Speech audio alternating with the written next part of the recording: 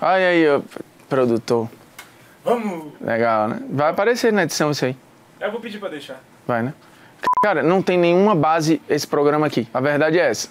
É o nome do programa. Não, polêmicas vazias, mas não é polêmica sem argumento. Tipo, a gente vai cagar a regra aqui e acabou-se. É o seu programa, a sua opinião é ouro. Ela... Que ouro, que? Uma vinheta aí.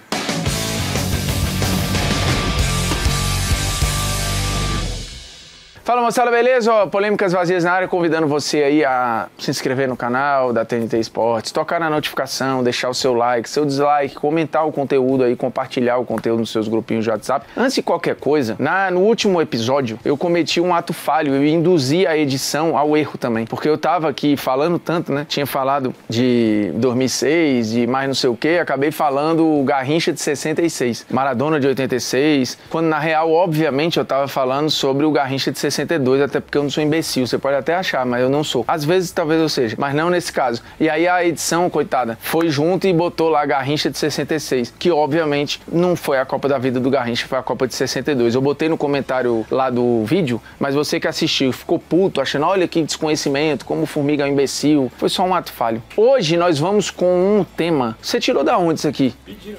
Ah, gente que pediu? Tweet, Entendi. Baseado em nada. Qual o maior capitão da história do futebol? Temos argumentos suficientes? Talvez. Mas assim, a base é nenhuma. Você provavelmente vai achar o do seu time, que lhe levou a algum patamar, que lhe deu grandes alegrias. Por exemplo, a produção é São Paulina. Obviamente que tem aqui Rogério Ceni, que é um justo concorrente neste programa. Lembrando, nenhum jogador da história do futebol foi capitão tantas vezes quanto o Rogério Ceni. Você sabia disso? Tem gente aqui que é muito considerada. Se conversar nos bares pelo mundo, talvez o cara lembre do Puyol, vai falar do Beckenbauer, lembre do Zanetti, fale do Maldini. Pode ser que o cara não fale do Rogério Ceni. Azar do cara, porque o Rogério Ceni tem quase 1000 jogos como capitão. Impressionante, foram 16 anos de capitania no São Paulo. É coisa pra caramba, tirando a quantidade de taça que esse homem levantou, né? Mas primeiro, vamos ao dicionário para você tentar entender o conceito gramatical da palavra capitão. Aqui no Brasil a gente acha que é só tirar para o ímpar, escolher o lado do campo e tomar esporro do juiz. Mas não é isso, né? O capitão representa algo além. E aí vamos lá. Óbvio que no dicionário tem 1, 2, 3, 4, 5, 6, 7, 8, 9, 10, 11, 12... Caramba, tem 21 definições para capitão. E uma delas... Inclusive eu não sabia isso aqui, a 10ª definição, que é cultural, é um bolinho preparado com feijão e farinha. Alguém já ouviu falar nisso? Mas a 7ª definição é que nos interessa. Jogador que em certos esportes comanda o time e o representa perante as autoridades que dirigem a partida. Eu fui para vários artigos fora do Brasil e aqui também para tentar entender as características e o que define um capitão no âmbito esportivo. O que nós que gostamos do futebol, que assistimos ou que trabalhamos no futebol, esperamos de um capitão. Lembrando que o capitão ele acaba tendo algo muito direto com os jogadores e com os treinadores e com os árbitros. Mas aqui eu vou precisar, para definir isso aqui, como esse capitão entra na memória das pessoas, como é que ele tá na conexão com o torcedor. Porque, de novo, todos os concorrentes aqui são caras muito pica, assim, que representam muita liderança, que ganharam muita coisa, que tem muitas fotos que você bate e fala, tem aura, né? Não tem agora, tá na moda, né? O Messi andando assim, subindo, aí a galera... Aura. Não tem ideia? Aura. Aí tem a foto agora do Lautaro, absurda também, dele comemorando, né? Aura. Aí tem o outro lá, não sei o que, o jogador aqui com a luz baixa nele, ele... Aura. Olhando... Aura. Entendeu? Tipo, eu chegando no estúdio aqui, aura. Pra fazer o Polêmicas Vazias? Merda. Não tem aura nenhuma. Mas vamos lá, o capitão, fazendo um resumo de tudo que eu li ali, né?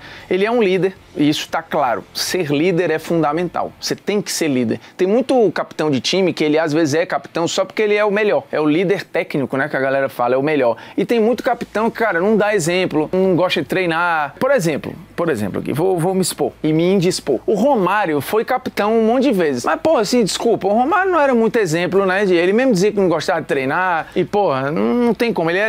Tinha treta com um monte de gente. Pô, teve briga dele com o Edmundo por braçadeira e pra ver quem batia pênalti também na época do Vasco. Mas vamos lá, ele tem que ser um líder, tem que ser comunicador, isso aqui é importante também, né? Porque a liderança, às vezes é uma liderança silenciosa, mas você comunica até no olhar, né? Você comunica no gesto. É uma influência, é um elo com o treinador, com diretoria. E aí vamos lá, características que eu também capitulei os vários artigos que eu li. Mentalidade forte, importante pro capitão. Vai suportar pressão várias vezes e ser escudo em vários momentos. Excelente de comunicação tem que ser um agregador também. Às vezes, juntar gente que tá com problema. Quer um exemplo de um cara agregador que foi muito importante para a seleção brasileira? Dunga, em 94, dividiu o quarto com o Romário de maneira proposital para poder dar uma segurada no Bachola. E foi fundamental para um Romário mais low profile ali na Copa do Mundo e terminou no título em 94. O Dunga, que foi capitão em 94 e em 98, um símbolo, né, da seleção brasileira de um período, um símbolo de uma remontada na própria carreira também, depois de ser tirado para nada nos anos 90 ali, na Copa de 90 específico, o que foi muito injusto com o Dunga, mas ele é muito marcado pela seleção, né, um pouco menos nos clubes. O Dunga é muito marcado pela seleção brasileira, especificamente a seleção de 94.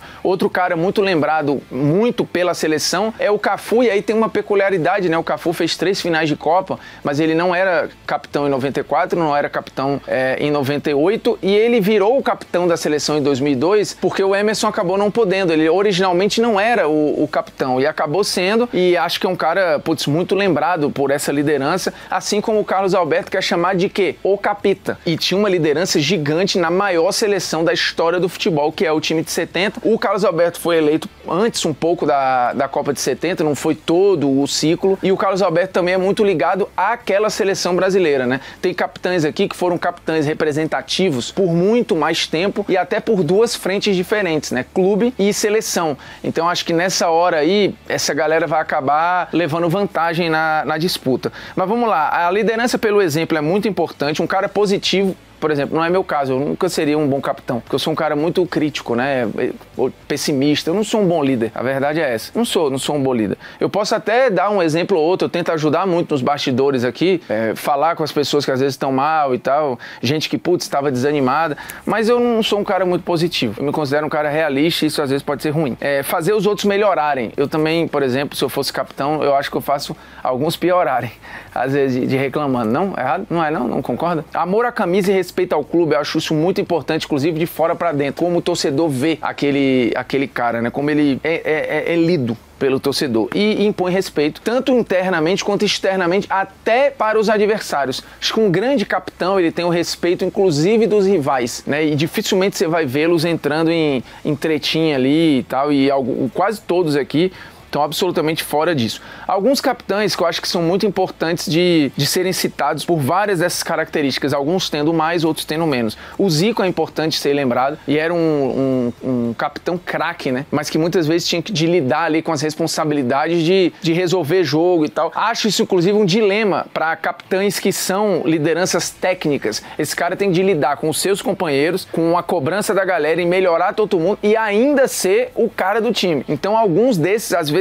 pisam fora do trilho por um estresse natural de você lidar com um monte de gente e ainda ter que lidar com pressão de fora, de ser o pique e tal. Por exemplo, o Maradona era um cara que não dá pra falar que liderava pelo exemplo toda hora e que era um cara, de trato tranquilo. Como o Cruyff, por exemplo, não era assim. O Cruyff era um cara difícil às vezes, apesar de ter lidado e lutado por direito trabalhista lá no Ajax, foi um cara muito importante na Holanda, mas por ter personalidade forte, saiu até do Ajax, não jogou uma outra Copa por exemplo de priorizar a sua família e tal, mas assim, era um cara de trato difícil, assim, um fio desencapado. E fio desencapado não pode ser eleito o maior capitão da história, porque o cara fica ali no limiar da confusão. Fernandão, capitão do Inter, precisa ser citado aqui, um cara mudou a história recente do Internacional, um puta exemplo, assim, todo mundo que jogou só tem coisas boas pra falar do Fernandão, assim como do Zito, que esse aqui eu acho que, o cara é o capitão, né? O cara simplesmente foi o líder, e um líder, assim, que gritava no campo e organizava um dos maiores times da história do futebol, e o cara simplesmente foi o capitão do Pelé, porra. Então isso não é nada,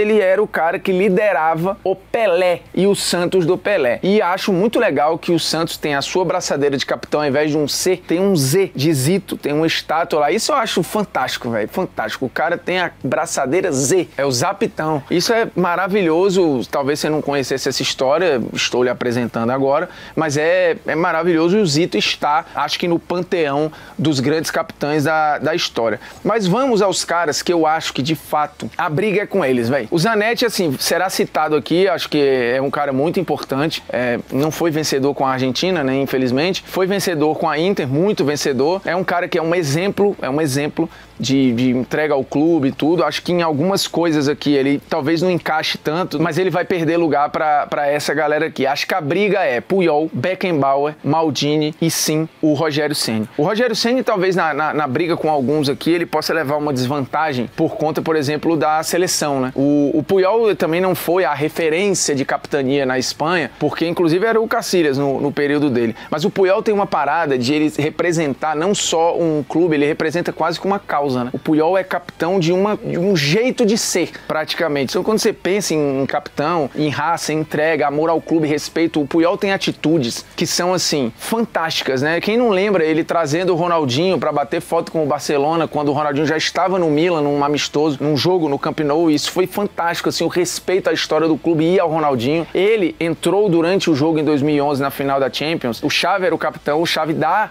a abraçadeira pro Puyol, obviamente, o Puyol assim que pega a abraçadeira, dá pro Abidal e faz o Abidal erguer o troféu da Champions depois de ter passado por todas as questões de saúde que passou. Ele abriu mão de mais uma foto histórica, que era erguer uma taça de Liga dos Campeões para dar esta honraria a um cara que lutou pela vida meses antes. Essa atitude ela é fantástica. O Puyol esteve nas celebrações das homenagens a Chapecoense. As pessoas esquecem, em 2016 ele já aposentado, ele deixou de estar lá na Catalunha para vir até Chapecó para participar. Um cara que tem um respeito ao futebol, né? A liderança. Outra situação, Daniel Alves e Neymar comemorando num jogo contra o Raio Vallecano com dança, e ele foi lá mandar parar para respeitar o adversário que estava perdendo e perdendo por muito. Então assim, o Puyol era um cara que liderava no campo, fora dele, sempre foi ouvido por todos, representava a Catalunha, é daqueles de um jogador de um clube só, como o Rogério, o Maldini, o Beckenbauer nem tanto, porque o Beckenbauer jogou no Bayern, mas depois jogou no Cosmos e ainda jogou no Hamburgo antes de parar. O Zanetti é também praticamente essa figura. Então, esses jogadores de um clube só, acho que representam muito essa parada do capitão, né? Quando você pensa no capitão, acho que a imagem do Puyol beijando a abraçadeira, isso no Santiago Bernabéu, ele faz um gol de cabeça na vitória por 6-2 e sai beijando a abraçadeira com as cores da Catalunha, olhando para a arquibancada do Santiago Bernabéu. Essa imagem ela é muito forte, né? Então o Puyol ele impunha um respeito com os seus companheiros, ninguém se criava para cima dele, os adversários também tinham um respeito gigante com o Puyol. Acho que era uma mentalidade forte, fazia todo mundo melhorar, apesar de ele, Puyol, ter limitações, e aqui acho que por isso o Beckenbauer e o Maldini levam vantagem, porque tecnicamente eram superiores e puxava todo mundo para melhor, porque não era só na vontade, na raça, na entrega. O Beckenbauer, o Rogério e o Maldini tinham essa questão de, além de liderarem, de serem exemplo, de serem tudo, eles também eram muito bons, pô. Eles eram elite naquilo que eles faziam. E todo mundo fala, meu irmão, se esse cara, que é o melhor no que faz, pô, não falta, treina, e ainda eu aprendo com ele, assim, o aprender no jogo com o Puyol era um pouco mesmo, porque assim, ele não era tecnicamente o melhor zagueiro do Barcelona, né? O Maldini era, o Beckenbauer era, o Rogério era. Então, assim, isso é muito pica, porque você lidera pela mentalidade, pela excelência, pela disciplina, pela liderança, pelo positivo, por fazer os outros melhorarem no mental e no lado técnico, por amor à camisa e respeito ao clube. Acho que todos aqui têm um respeito bizarro, por impor respeito. Então acho que a vantagem aqui do Beckenbauer, do Maldini e do Rogério. Mas cara, assim, pra escolher isso, que de novo é um cenário muito subjetivo, porque vamos lá, o Maldini foram 12 anos de capitania, ele assumiu aos 29, assumiu tarde até a capitania do Milan, foram 8 títulos como capitão. O Puyol foram 10 anos como capitão e 18 títulos, né? Putaria, o que mais ergueu taça foi o Puyol. O Rogério, 16 anos como capitão, levantou 10 títulos. O Totti, que eu acho que tem que ser citado, o cara simplesmente era il capitano, o capitão. E o Totti tem uma parada que, assim, ele é o cara mais novo a assumir a capitania de um time na Itália, com 22 anos. Vários aqui assumiram mais velhos um pouco. O Beckenbauer não assumiu tão velho, mas o Totti com 22. Ele foi capitão por 19 anos. 19 anos. E conquistou 5 títulos. Ele é a cara da Roma, né? E, inclusive, todos aqui recusaram proposta de sair dos seus clubes para ficar no seu clube de coração. Acho que o mais lembrado acaba sendo o Totti, porque ele falou, né, o Real Madrid me ofereceu tudo, menos a abraçadeira de capitão e tal. Ele tinha muito orgulho de ser capitão da Roma, e quando ele era moleque, jogava pelo Travestere, se eu não me engano, que é um bairro de Roma, ele ia jogar contra a Roma. E aí ele falou, contra a Roma eu não jogo, porque ele só tinha 8 anos, e ele era torcedor da Roma, e ele realmente nunca jogou contra a Roma, até estrear profissionalmente com 16 anos, e o resto é história. Eu acho que o Totti, ele fica muito lembrado, assim, ele é o clube, né, praticamente.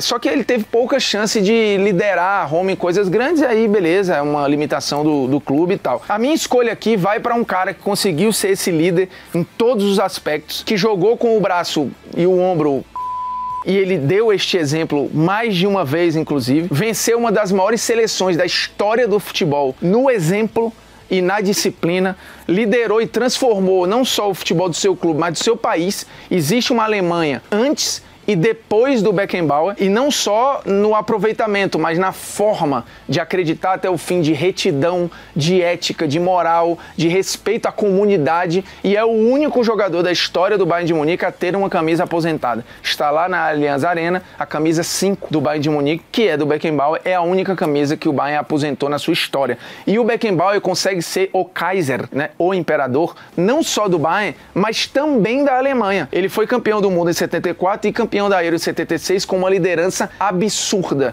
Quando você pensa na imagem de um capitão, na minha cabeça, você que é mais novo pode vir outra pessoa, mas na minha cabeça vem Franz Beckenbauer. Assim, ele é o exemplo de liderança. Inclusive, assim, se a gente fizer uma seleção do mundo, o capitão da história do futebol, o capitão vai ser o Beckenbauer. E aí acabou, velho, a conversa. Não tem como. Eu fiz a seleção semana passada da Copa do Mundo aí. Quem será o capitão da seleção?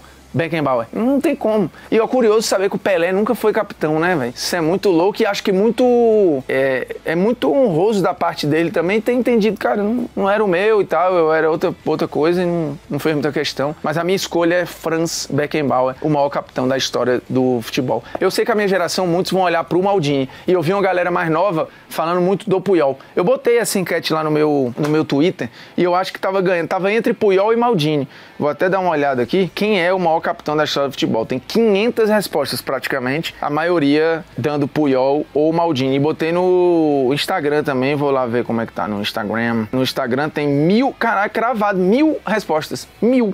Olha lá, 1000 respostas. Aí vou ler algumas. O capitão, que de fato era chamado de capitão da Lusa. Bom nome, inclusive. Lusa histórica dos anos 90, viu?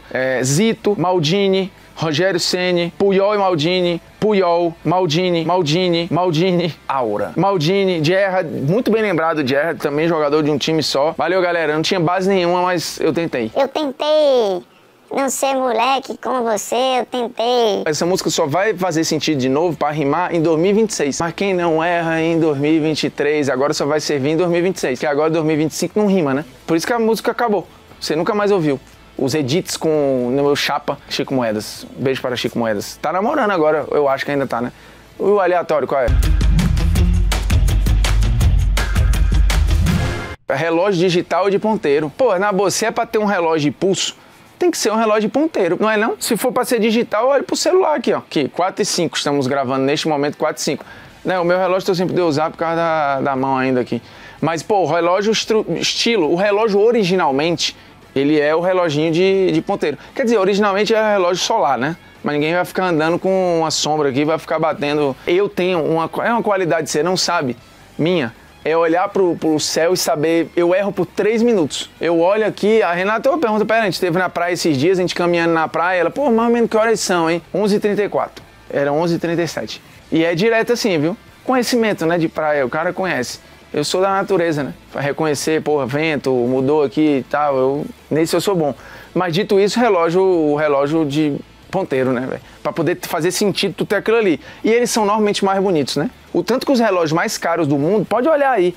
Cadê nosso Bernardo Entusiasta? Bernardo Entusiasta é um gênio de saber os relógios que a galera usa. Nunca viu não Bernardo Entusiasta? Sabe quem é? Ele é pica, velho. Ele analisa o relógio dos jogadores, das estrelas. Ele fala, isso aqui, não sei o que, 100 mil reais. Os relógios mais caros do mundo é tudo de ponteiro, pô. Tu não vai ter esses relógios caros pra de número digital, não. Bota aí Bernardo Entusiasta. A galera conhece Bernardo Entusiasta. Se ele vir o vídeo, comenta aí qual relógio caro que tem. esses Patek Philippe, nenhum é de... É Patek Philippe, né? Nenhum é relógio digital, pô. Rolex, tem algum Rolex com númerozinho? Relógio mais caro do mundo. É um Patek Philippe, eu acho, né? Não, luxo, ó. Aqui, ó. Clicar aqui no relógio. Cara, o relógio é muito pra caralho. O Bernardo é só ponteiro. É, porra, ele é só ponteiro. Bernardo Entusiasta nunca vai falar de um relógio digital, porra. Aqui, ó. Saiba quais são os 10 relógios mais caros do mundo. Vamos clicar na matéria aqui do Diário do Rio. Patek Philippe Grandmaster, 170 milhões de reais. E, obviamente, é um relógio ponteiro. Deixa eu ver o que mais aqui, ó. Patek Philippe, tem um Rolex também. É, meu amigo, tem vezes que eu posso não estar certo. Dessa eu estou. Relógio é de ponteiro. Se for pra ter relógio de digital, fica vendo o celular, porra. Não precisa comprar um relógio. Tem smartwatch. Não, é smartwatch também, pô.